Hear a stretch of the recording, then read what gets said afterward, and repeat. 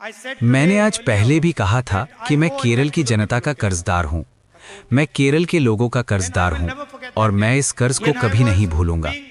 जब मुझ पर बीजेपी और आरएसएस की तरफ से बेरहमी से, निर्दयता से हमले किए जा रहे थे, उस मुश्किल समय में केरल ने मुझे अपनाया।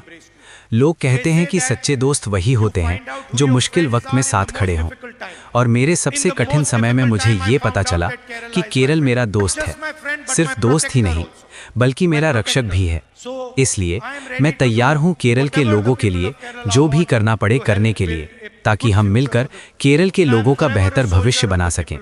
और मैं हमेशा के लिए केरल की जनता का एक सिपाही रहूंगा।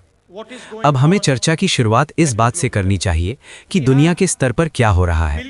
हमारे लाखों भाई बहन मध्य पूर्व यानी कि मिडिल ईस्ट में रहते और काम करते हैं, और वहां से वे भारत में अपने परिवारों के लिए पैसे भेजते हैं।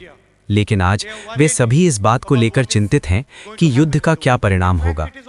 असल में अमेरिका और ईरान के बीच युद्ध होता है तो क्या होगा, इसकी सटीक भविष्यवाणी करना लगभग नामुमकिन है। लेकिन एक बात हम पूरे विश्वास के साथ कह सकते हैं कि दुनिया अब एक नए, अस्थिर और खतरनाक दौर में प्रवेश कर रही है।